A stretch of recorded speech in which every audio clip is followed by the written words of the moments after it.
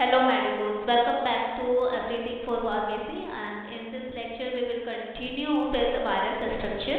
जैसे कि previous lecture में हमने कुछ वायरस के स्ट्रक्चर के बारे में कुछ चीज़ें डिस्कस करी थी। अब हम यहाँ पे कुछ और आगे कंटिन्यू करेंगे। जैसे कि वायरस डिफरेंट टाइप्स के होते हैं। Virus can have different shape, मतलब वायरस के भी अलग अलग शेप होते हैं, जैसे कि पॉलीहेड्रल, क्यूबिकल।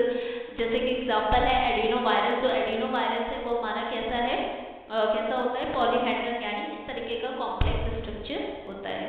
नेक्स्ट हमारे कुछ हेलिकल टाइप होते हैं, स्पाइरल सिलेंडर जैसे स्ट्रक्चर होते हैं। जैसे कि स्ट्रक्चर में होता है कुछ टोबैको वायरस। तो टोबैको वायरस यानी टोबैको प्लांट पे ये इन्फेक्शन कॉज करता है, जो कि स्पाइरल सिलेंडर शेप में होता है। नेक्स्ट हमारा कुछ ऐसे भी होते हैं जो बहुत ही कॉम्प्लेक्स होते हैं, जैसे कि टेडपोल लाइक यानी कि इनके कुछ इस तरीके से पोल्स होते हैं। ये जनरली किसे इन्फेक्ट करते हैं, बैक्टीरिया को इन्फेक्ट करते हैं। एग्जाम्पल है बैक्टीरियोफेज, यानी बैक्टीरिया को ईट करने वाला, इन्फेक्ट करने वाला वायरस। नेक्स्ट हमारा वायरस की लाइफ साइकिल कैसे होती है, कैसे एक वायरस सर्वाइव करता है। जैसे ही वो होस्ट सेल के अंदर जाता है, होस्ट सेल यानी कि टारगेट सेल के अंदर जाता है, किसी भी लिविंग एनिमल्स या फिर कह सकते हैं प्लांट या फिर किसी को भी इन्फेक्ट कर रहा है, तो किस तरीके से वो टारगेट करता है, उसकी लाइफ साइकिल क्या होती है। पहले तो वो एड्सोप होता है। एड्सोप का मतलब हो गया किसी जो भी होस्ट सेल से मिलेगा, फर्स्टली वो उसके सरफेस के ऊपर क्या करेगा, टारगेट करेगा। एड्सोप होगा यानी कि सेल के सरफेस पर जाके सेट हो जाएगा, बैठ जाएगा। उसके बाद धीरे धीरे वो क्या करेगा, सेकेंड स्टेप में पेनिट्रेशन यानी कि अब वो सेल के अंदर जाने की कोशिश करेगा। Virus attach to the cell से अटैच होगा, injecting the nucleic acid into the cell. अपने न्यूक्लिक एसिड यानी कि आरएनए और डीएनए जो भी है उसके पास जेनेटिक मटेरियल, उसे होस्ट सेल के अंदर डालेगा। Capsid left outside the cell, और जो उसका प्रोटीन पार्ट होगा वो सेल के बाहर ही रह जाता है। ओके, नेक्स्ट हमारा लेटेंट फेज वायरस मल्टीप्लाई। अब जैसे ही वायरस का जो न्यूक्लिक एसिड है वो हमारे होस्ट सेल के अंदर आएगा, तुरंत अपनी कॉपी बनाना शुरू कर देगा विद द हेल्प ऑफ जो होस्ट सेल की मशीनरी होती है। यानी कि हम कह सकते हैं जहाँ पे कॉपी बनती है, जैसे कि राइबोसोम क्या करता है, डीएनए एमआरएनए से प्रोटीन बनाता है। तो उस केस में हमारे सेल को ये पता नहीं लगता कि वायरस का डीएनए या फिर आरएनए है, तो उस केस में वो हमारी सेल उसके लिए कॉपी बनाना शुरू कर देती है। और जब वायरस का क्या होता है, कंप्लीट कॉपी बन चुकी होती है बहुत सारी, तो वो हमारे सेल को बर्स्ट करके यानी ब्रेक करके बाहर आ जाता है, जिसे बोलते हैं lysis of the cell. Protein coats move around the strand of the nucleic acid, the cell release virus. अब अच्छे से कॉपी बन चुकी होती है वायरस की, उसके बाद प्रोटीन कैप्सिड लेयर बन जाता है। उसके बाद क्या होती है, वो वायरस सेल को ब्रेक करके बाहर आ जाते हैं। ठीक है, अब यहाँ पे कुछ डायग्राम के साथ हम देख सकते हैं वायरस अप्रोच अ सेल। पहले एक वायरस आ रहा है, अगर हम फर्स्ट नंबर पे देखें, एक वायरस आ रहा है, ह्यूमन सेल को इन्फेक्ट कर रहा है। सेकेंड पॉइंट पे अगर हम नोटिस करें तो उसकी जो प्रोटीन कोटिंग है वो हट चुकी है, और जो उसका जेनेटिक मटेरियल आरएनए है वो कहाँ पे आ रहा है, हमारे होस्ट सेल के अंदर आ रहा है। थर्ड स्टेप में हम देख सकते हैं कि जो हमारा आरएनए या फिर डीएनए जेनेटिक मटेरियल वायरस का है वो कई सारी कॉपी में कन्वर्ट हो चुका है, उसकी मल्टीपल कॉपीज बन चुकी हैं। उसके बाद क्या हो रहा है, उसकी प्रोटीन्स भी बन चुकी हैं। अब सारे वायरस हमारे क्या कर रहे हैं, बर्स्ट होके हमारे होस्ट सेल से बर्स्ट होके निकल रहे हैं, और इस तरीके से वो दूसरे सेल को फिर से इन्फेक्ट करते हैं। तो ये हमारी बॉडी में अगर मेडिसिन ना ले तो कंट्रोल नहीं होते, और इस तरीके से हमारी बॉडी को हार्म करते हैं। ठीक है, अब हमारी बॉडी का फिर इसका इफेक्ट क्या आएगा उसके बारे में देखते हैं। Host cell are affected in 3 ways. अब 3 तरीके से ये हमारी बॉडी को अफेक्ट करता है। पहला क्या होता है, या तो ये हमारी होस्ट सेल यानी कि जो हमारी बॉडी के अंदर की सेल्स हैं उन्हें डिस्ट्रॉय कर देगा, यानी कि खत्म कर देता है हमारे स्ट्रक्चर, बॉडी सेल्स के स्ट्रक्चर को कह सकते हैं कि डिसफंक्शन कर देता है, या हमारी सेल वर्क नहीं कर पाती है। दे में स्वेल एंड बर्स्ट, कई बार ऐसा होता है कि हमारी सेल्स स्वेल कर जाती हैं, बर्स्ट हो जाती हैं। As with nerve cells infected with the rabies virus. जैसे कि हम बात करें, हमारी जो नर्व सेल होती हैं, जो कुछ नर्व्स होती हैं, नसें होती हैं जो कि सिग्नल ट्रांसफर करती हैं ब्रेन से लेके हमारी पूरी बॉडी तक, उनमें क्या होता है, स्वेलिंग हो जाती है, बर्स्टिंग हो जाती है, जिस वायरस के इन्फेक्शन की वजह से, रेबीज वायरस की वजह से। ओके, दूसरा तरीका क्या होता है, the host cell may not be able to function correctly. कई बार ऐसा होता है कि वो हमारी वायरस हमारे सेल को इस तरीके से अफेक्ट कर देते हैं कि हमारी सेल फंक्शन नहीं कर पाती है अपना।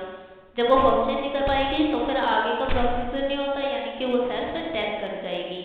Ciliated epithelial cell infected with influenza virus. Influenza virus इसी तरीके से हमारे बॉडी सेल्स को क्या कर देता है, डिसफंक्शन कर देता है, यानी कुछ ऐसी चीज़ें डिस्टर्ब कर देता है जिसकी वजह से हमारी सेल फंक्शन नहीं करती और एक टाइम पे क्या होता है, हमारा ऑर्गेन टिश्यू जो भी है वो डैमेज हो जाता है। ठीक है, नेक्स्ट तीसरे तरीका क्या होता है, virus can interact with the host cell chromosome causing a mutation. कई बार ऐसा होता है कि हमारा जो वायरस है हमारी सेल के अंदर जो जेनेटिक मटेरियल है, डीएनए आरएनए, उसके साथ छेड़छाड़ करता है और वहाँ पे क्या हो जाती है, हमारे जो क्रोमोसोम के अंदर इंफॉर्मेशन होती है, डीएनए के अंदर इंफॉर्मेशन होती है, राइट इंफॉर्मेशन को गलत इंफॉर्मेशन में कन्वर्ट कर देता है, जिसे हम बोलते हैं म्यूटेशन। और इस वजह से वहाँ पे हमारी सेल्स उसी तरीके से रॉन्ग वर्क करती हैं। तो जैसे कि एग्जाम्पल है warts and the cancer cell. अगर हम बात करें कैंसर एक्चुअल में होता क्यों है, कई सारे रीज़न है, बट उसमें से एक रीज़न ये भी है कि कई बार हमारा वायरस हमारे बॉडी को इन्फेक्ट करके हमारे डीएनए जेनेटिक मटेरियल को डिसफंक्शन कर देते हैं, जिसकी वजह से सेल अनकंट्रोल ग्रोथ करने लगता है, यानी कि वो लगातार कॉपी बनाता जाता है, कई सारे सेल डिवाइड करने लगते हैं, तो वो पूरा एक ट्यूमर का फॉर्म ले लेता है, जो कि मतलब सेल की कह सकते हैं ग्रोथ हो रही है पर डेथ नहीं हो रही है टाइम के साथ। क्योंकि हमारी बॉडी में एक रूल होता है कि कुछ सेल नई सेल बन रही होती है तो कुछ डेड भी कर रही होती है, लेकिन कैंसर सेल यानी कि उसमें ऐसे चेंजेस हो जाते हैं कि जो सेल का ग्रोथ तो बढ़ता जाता है बट वहाँ पर उसकी डेथ नहीं होती, तो एक मास टाइप बन जाता है जिसे हम बोलते हैं ट्यूमर। और एक टाइम ऐसा आता है ट्यूमर कैंसर का फॉर्म ले लेता है, यानी कि वो पूरी बॉडी में स्प्रेड करने लगता है। ठीक है, the immune system becomes activated in order to fight the infection.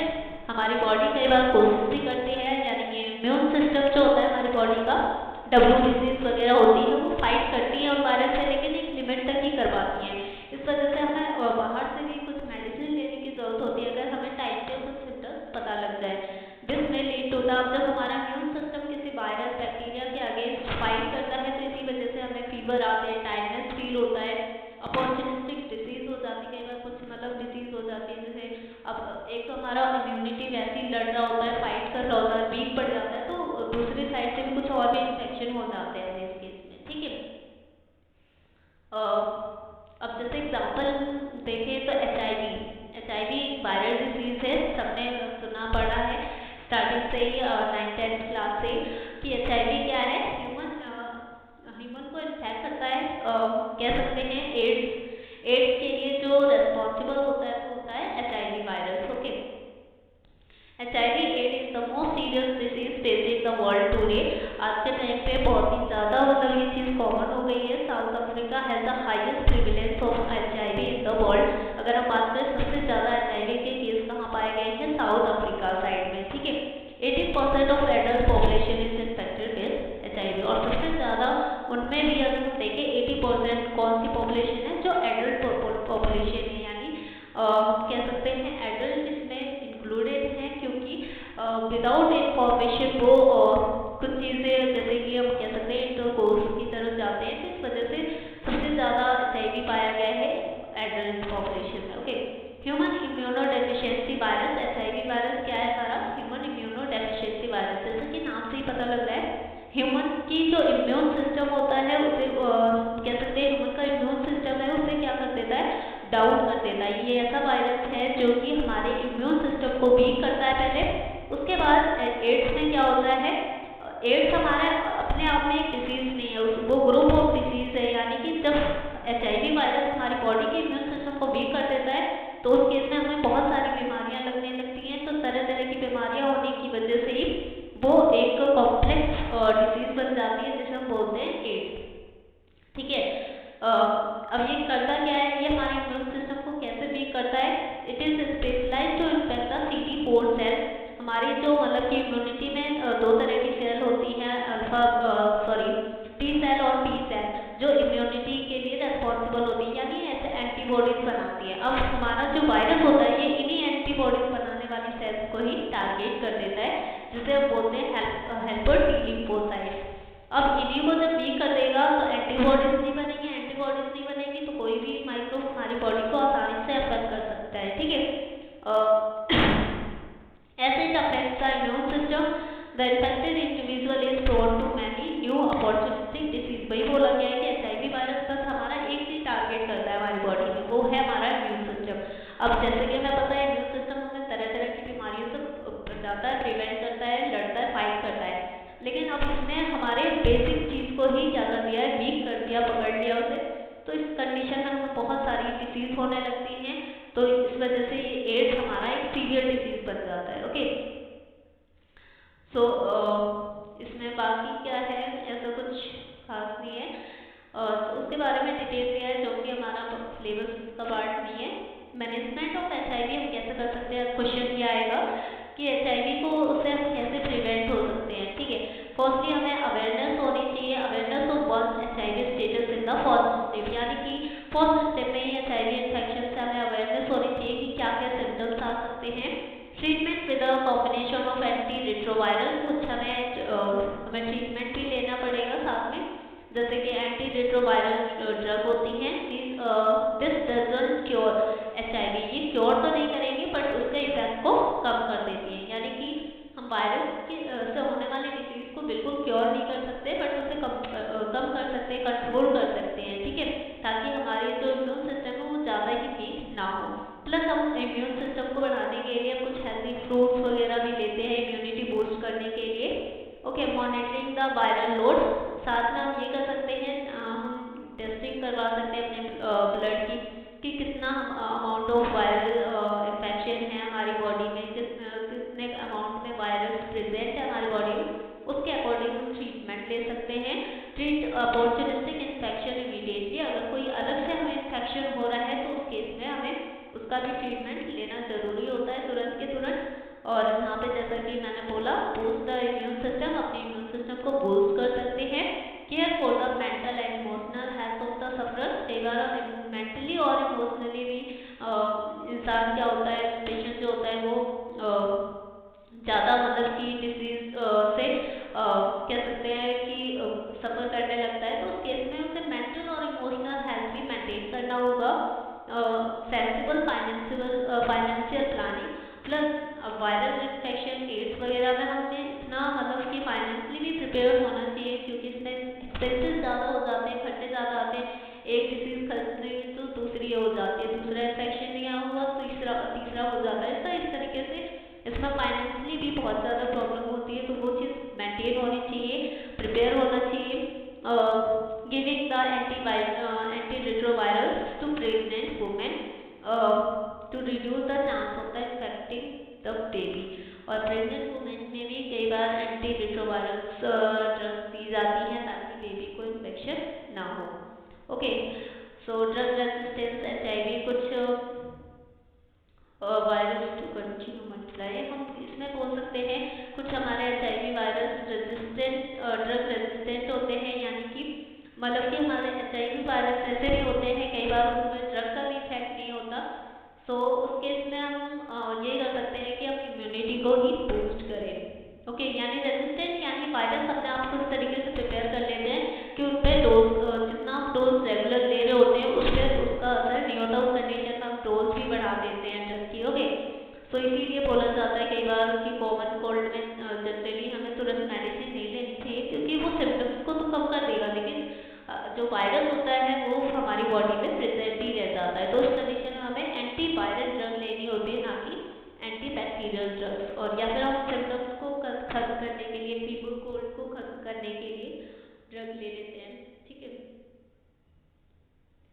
So basically ये हमारा लाइफ साइकिल क्या है HIV का, सेम वही प्रोसीजर रहेगा। पहले एब्जॉर्प्शन होगा, वो होस्ट सेल के सरफेस पे आकर सेट होगा, फिर पेनिट्रेशन होता है, फिर उसके बाद बाकी की चीज़ें वो अपनी कॉपी करवाता है, कॉपी करवा के प्रोटीन कोडिंग हो जाती है, उसके बाद वो होस्ट सेल से बर्स्ट होकर बाहर आ जाता है।